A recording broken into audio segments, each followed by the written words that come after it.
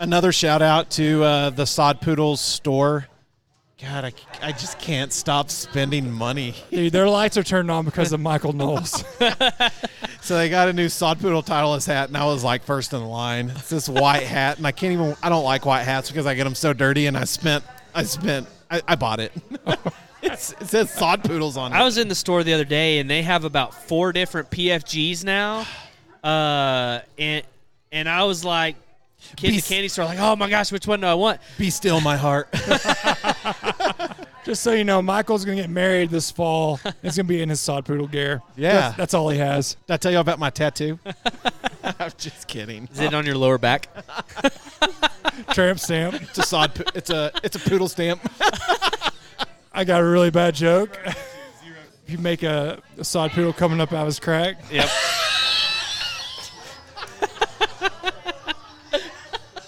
All right, cut it. Cut the show. We're done. Roll the credits. We're going to have to put a rating on the podcast now. From the sodpod.com studios, telling stories from around our little piece of Texas. Ooh, baby. This is the Doghouse Podcast with Michael, Chase, and Seth. Hello. Talking all things baseball in the Yellow City. All right, Sod Poodle Nation. We've got Mr. Patrick Swindell here, the owner of Esquire Jazz Club. We are here at Esquire on the front patio here facing Polk Street. We're at 626 South Polk. All right, guys, we're sitting here at the biggest jazz club in Texas. Talking a little bit, every time we have a guest on here, we're talking about their experience at Hodgetown. And apparently it's catching on. We've had over 19 straight sellouts in a row, which is incredible because it's a decent-sized stadium. It's not as big as Dr. Pepper Ballpark in Frisco. We still got 7,000 plus fans in there. Crazy amounts of sellouts. Yeah. So that's 19 in a row. That's not total sellouts. That's 19 in a row. Yeah, that's consecutive. In the hottest month in Amarillo. Yeah. Crazy. Yeah. Some other housekeeping. Welly got his 1,200th career managerial win. We've talked about Welly a couple times on this podcast. He's a fan favorite in all of minor league. He's been in multiple organizations. But 20-year career, 1,200 wins. That's an incredible accomplishment. It's awesome. And like I said, he's still sought after. Padres want him to have a deep farm system. And for them to want him and offer the contract to help develop their Double-A, where generally most of their talent's at, it's a testament to his coaching ability. Something also that I would like to note here is the MLB Pipeline midseason update, which we looked at just a couple days ago. I'm going to go through here and run down these names and their rating in the Padres organization. So this is Single A Lake Elsinore, Fort Wayne Tin Caps, Double A Amarillo Sod Poodles, and the Triple A El Paso Chihuahuas. So the number one Padres prospect, again, Mackenzie Gore, in a Sod Poodles jersey. He's a pood. The number 6 rated Padres prospect, Morhone, worn a Sod Poodles jersey. Number 10 rated Padre, worn a Sod Poodles jersey, Baez. He is in San Diego right now.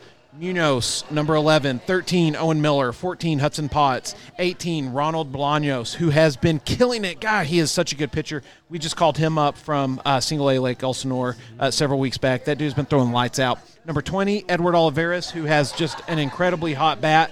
We've got 25. He was rated number 25, Reggie Lawson.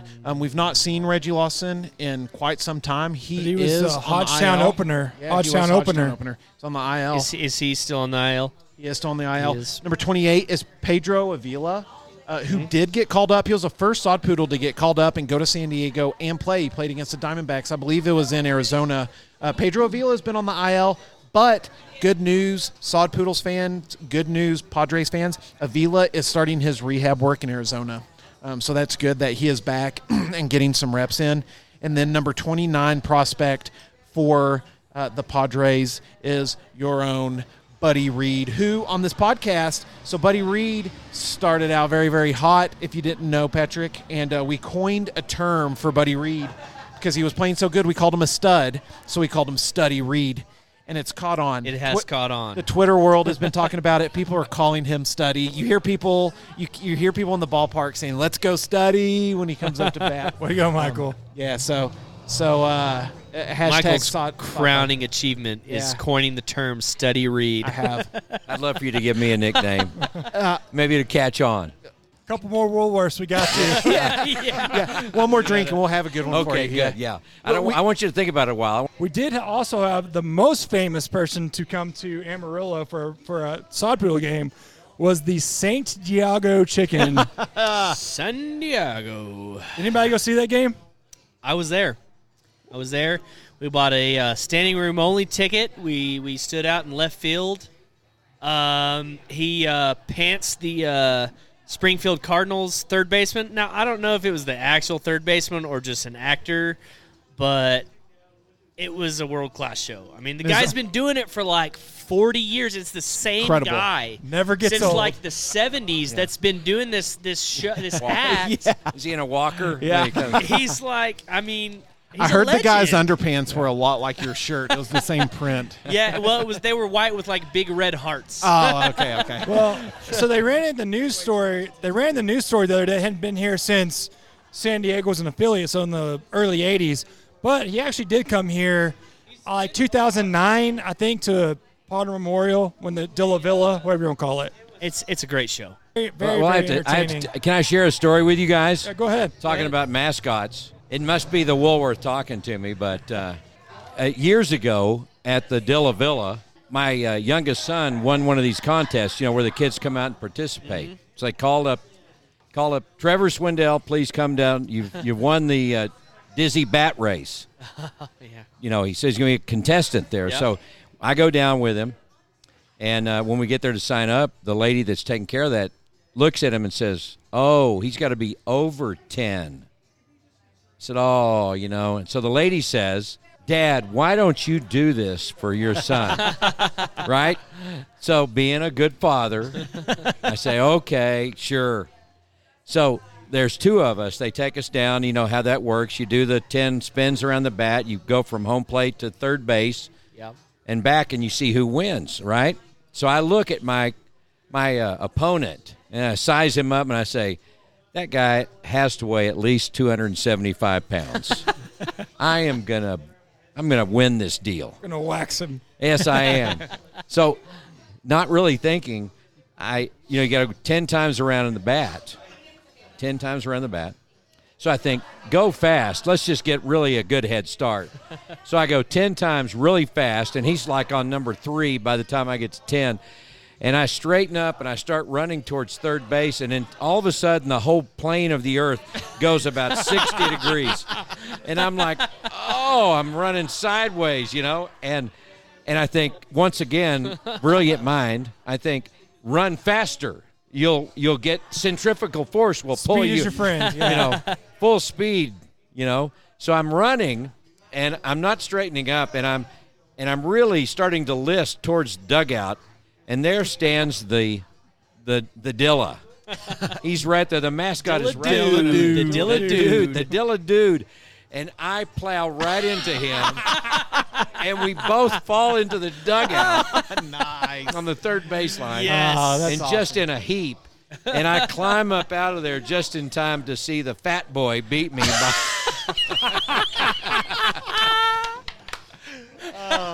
Good times, epic. huh? Good times. Yeah. Slow and steady wins the race. Yes.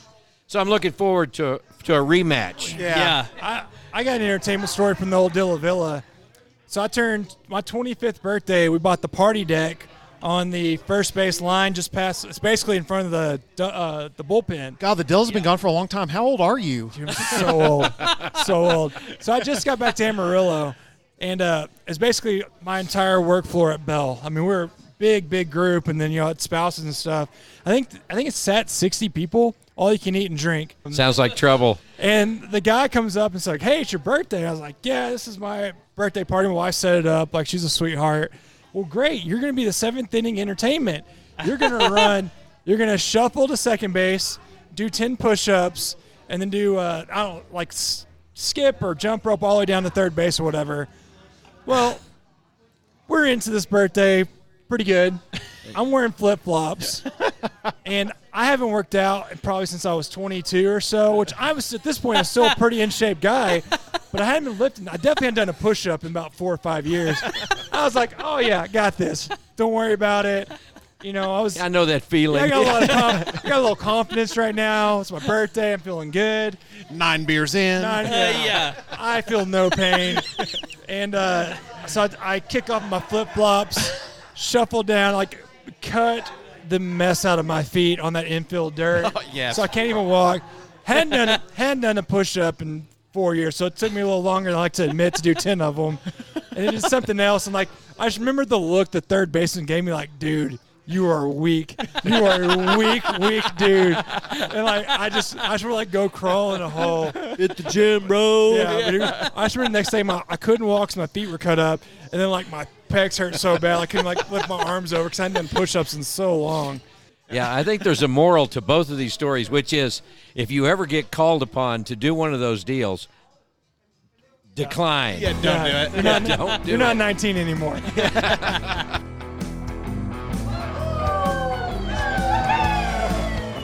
What are we doing here?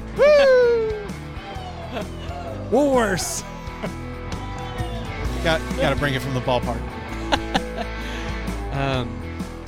All right, guys, welcome back to Esquire Jazz Club. We're about to order 3 Woolworths and jack this podcast up to 11.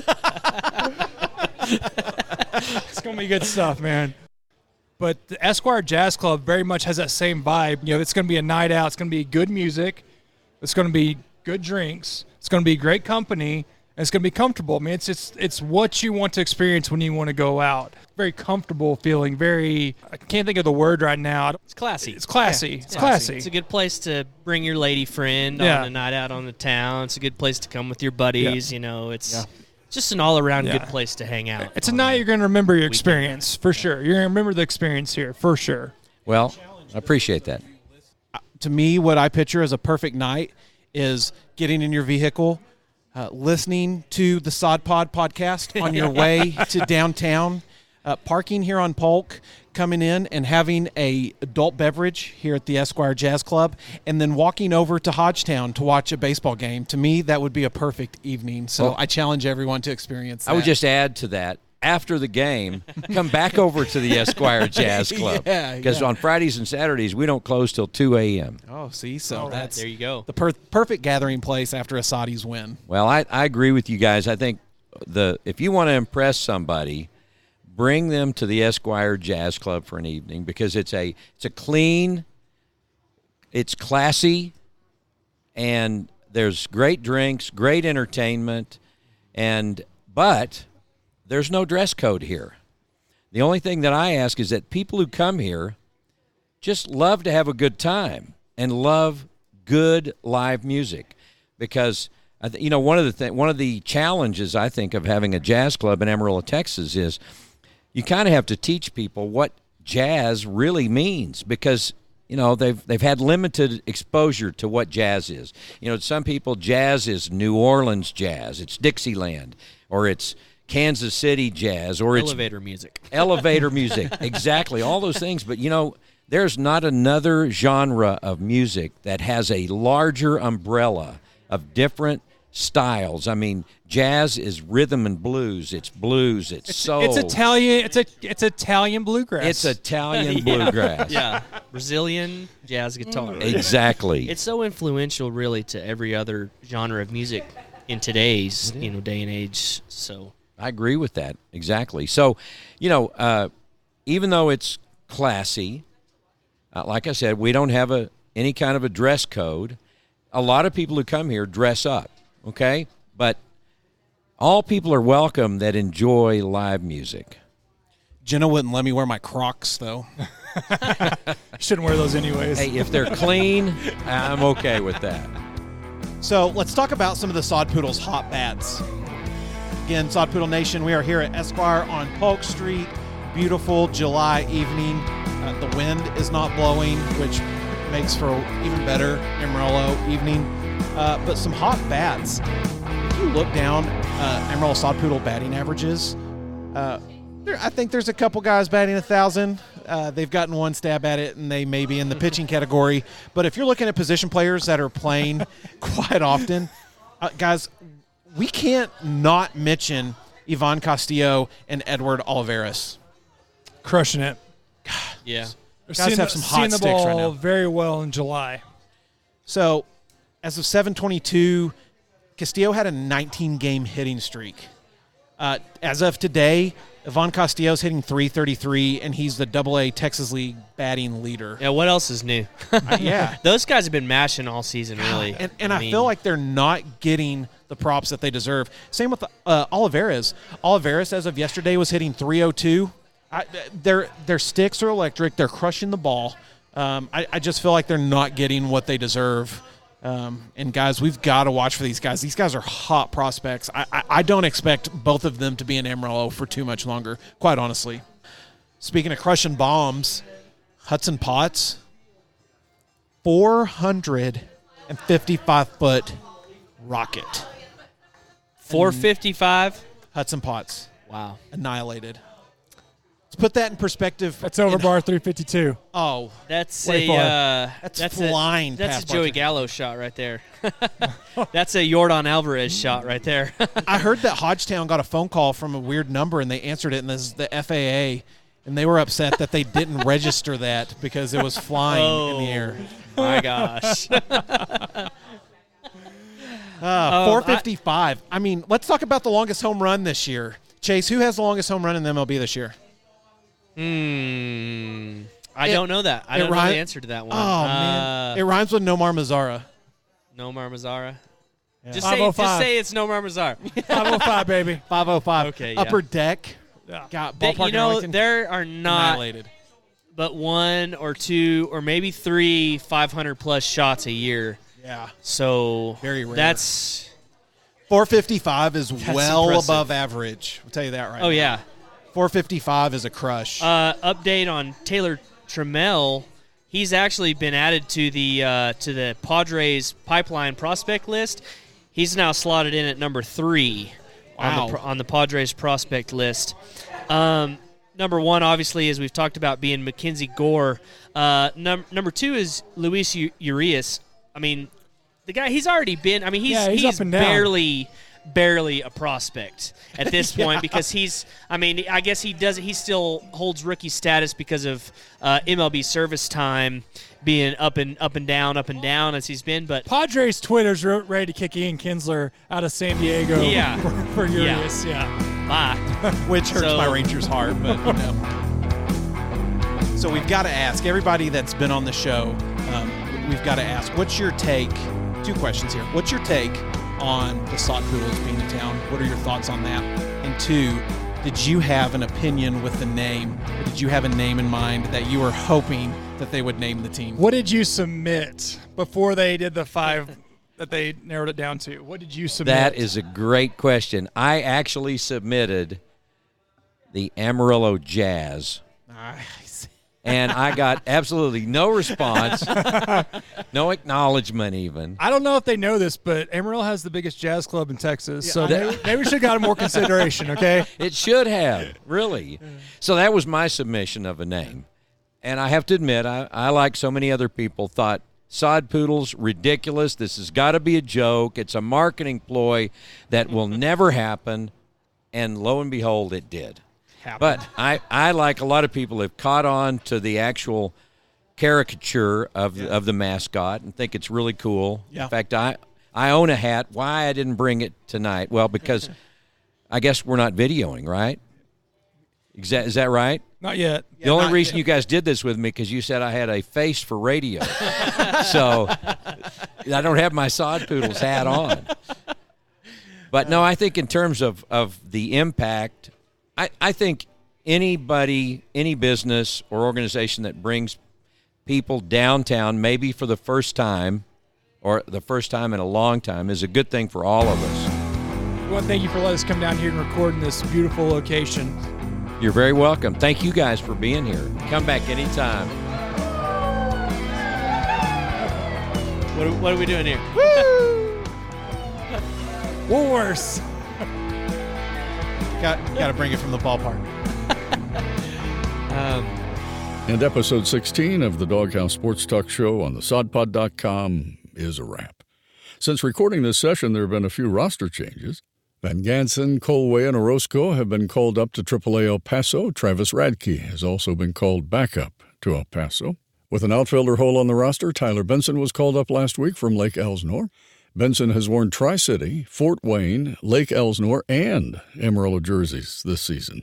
With his dad in attendance, Benson hit his first career home run during his Double-A debut with the Sod Poodles on Sunday, August 18th. The Sod Poodles acquired the Reds' #1 prospect, Taylor Trammell, at the deadline in a large 3-team trade. The guys discussed that in length at the recording session at the Esquire, and that will be coming out in a future episode. And to wrap up this inaugural season, the Sod Poodles will return home to Hodgetown on Monday, August 26th, the first of a 4-game series against the Tulsa Drillers, and their final series will be against the Arkansas Travelers, which wraps up on September 2nd. Then the playoff games will begin on September 4th, a 2-game homestand, with the remainder of the playoff schedule to unfold. There's still a lot to be determined as the final days of the second half of this historic 2019 inaugural season comes to a close. Follow us on all the social channels, Facebook, Instagram, and Twitter, as we count down the final days to the close of the season. Thanks for listening. We'll be back with another episode real soon. SodPod.com Studios. Telling stories from around our little piece of Texas.